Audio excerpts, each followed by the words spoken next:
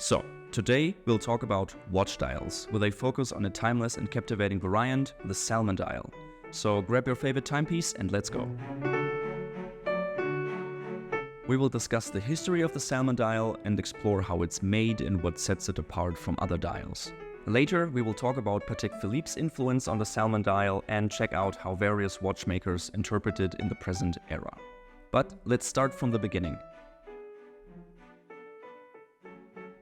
In the 1930s and 40s, even before the Salmon dial became to be, watchmakers were actively exploring various case designs for wristwatches. Take Vacheron Constantin, for example. As you can see here, all watches are nearly identical with a silver-white dial, yellow-gold case and black strap. The most obvious thing that sets them apart is their extravagant case design.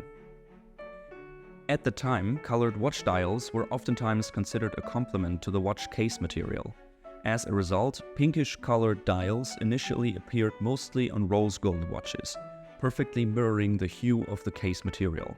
It's noteworthy that the term Salmon dial seems to have only come to mind for these rose gold dials fairly recently. Initially, no watch manufacturer used this term, and even today, Patek Philippe refers to these dials as Cuivre, Cadran Doré 5N, Rose 5N, or simply the Opaline dial. But more on that later. As innovation about the watch case cooled down, watchmakers began to lend more attention to the watch dial, finally breaking the norm of pairing the color of the dial to the color of the case material.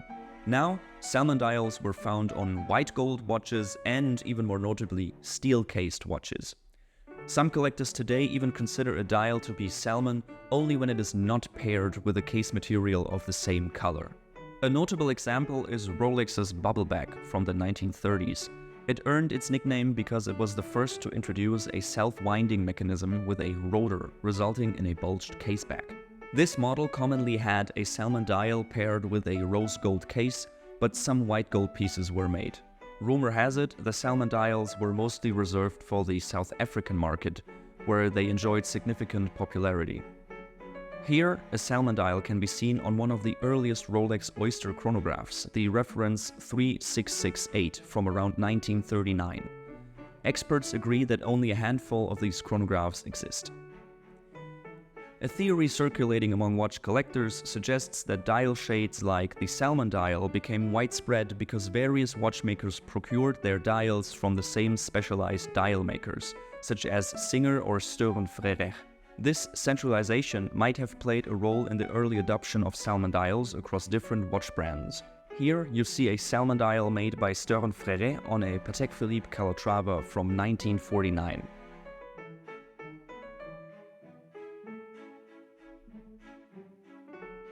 First off, we need to talk about some gold alloy knowledge. I've coined that term, it does not exist. During my research, I have come across multiple sources talking about gold alloys 1N, 2N, all the way to 5N. Some claim these designations are the hardness levels of the material, while others suggest that these are specific alloy combinations that are defined with their amounts of gold, silver, and copper. As these sources were not coherent to each other, my scientific research reflex kicked in and I started to research this in more detail. I have found an international norm from 1987, which has been revised in 2018 and defines specific ranges for gold alloy color. We won't dive into the specifics, but to summarize, here are the colors 0N to 5N as defined by this norm. I have transformed these to the RGB color space and here they are.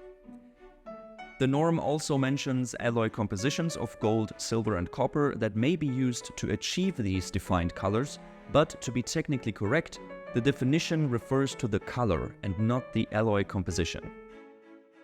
You can see that the name 0N refers to a really yellow, almost greenish gold.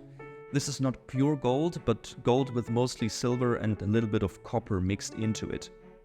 On the other side of the spectrum, you have 5N, which contains much more gold and copper and way less silver, giving it its rose gold salmon hue. So much so that we can even find this color on the Salmon dial Patek Philippe 5070G, for example. Here in the picture it even says Rose 5N on the certificate of origin for this watch.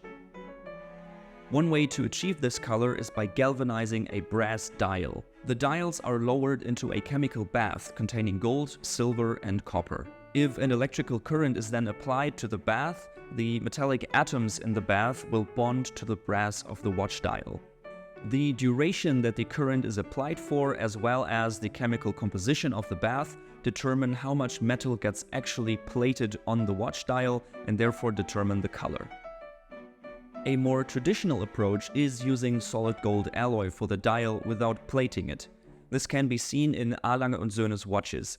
These dials are made from solid pink gold.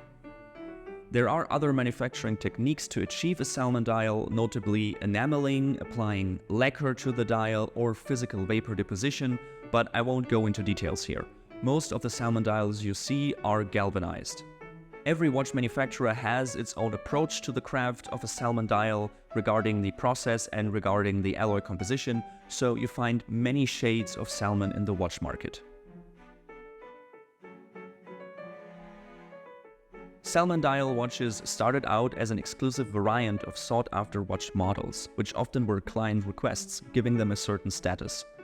A company that played that game heavily was Patek Philippe, subsequently popularizing the dial and creating myth around it. Arguably the most well-known example for this is Eric Clapton's Salmon dial Patek Philippe white gold perpetual calendar chronograph, reference 3970G. This watch was purchased in 2008 and got auctioned in 2016 by the prestigious Philips auctioneering house. Other clients that requested watch dials for their own unique Patek Philippe watches are, just to name a few, Jason Singer and John Mayer. Although initially crafted on client request, Patek Philippe often reserves this dial for special occasions such as anniversaries or limited edition watches. Take the Patek Philippe reference 5970 for example. This model was manufactured between 2004 and 2011. It was the last perpetual calendar chronograph from Patek Philippe to house a Lemania-based watch movement. So, to mark the importance of the moment when production came to an end, Patek Philippe introduced a Salmon dial variant. In 2014, Patek Philippe released the reference 5070 and 3940 with Salmon dials to celebrate the Watch Art Grand Exhibition at the Saatchi Gallery in London. It is generally believed that Patek Philippe only produced between 5 and 20 pieces for each of the references. In recent years, Patek Philippe is seen introducing their Salmon dials in series production references like the reference 5320, among others.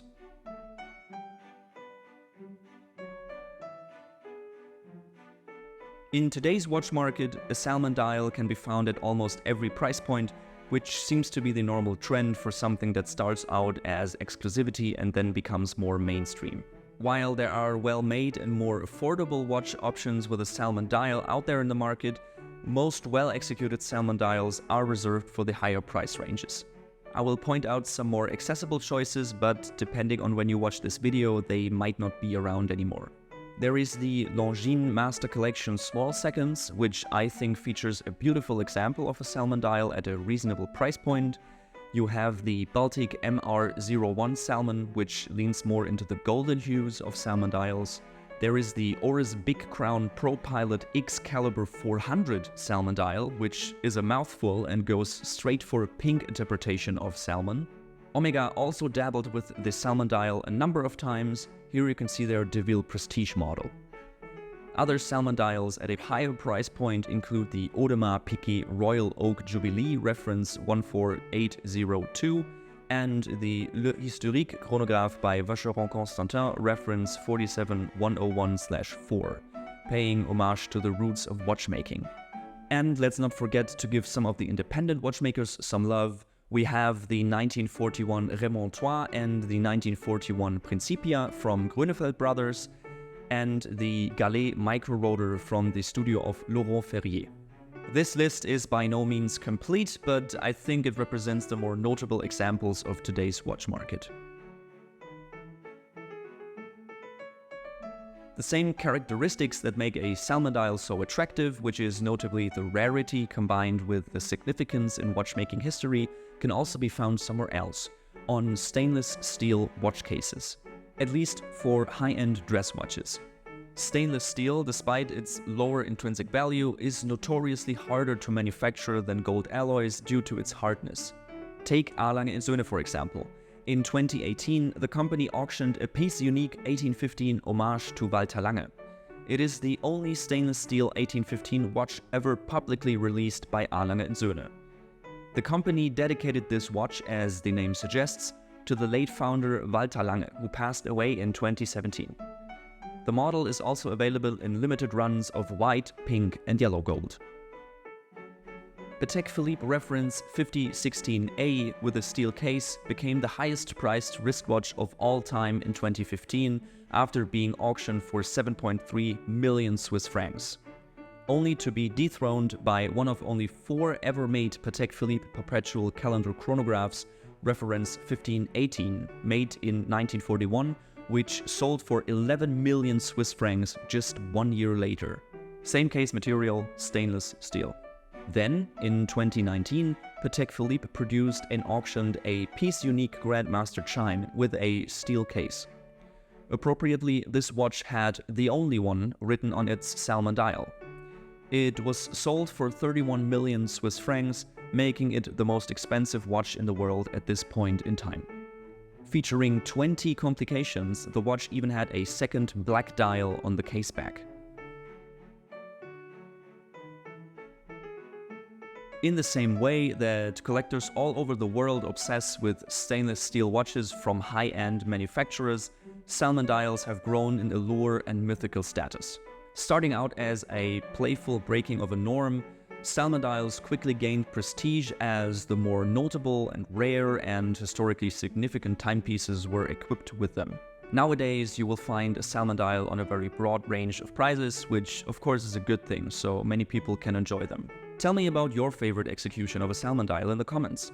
I specifically love the Patek Philippe 5172G.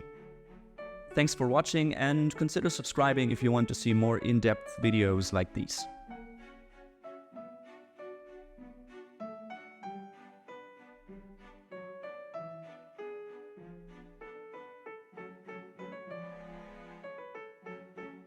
How's Salmon dial?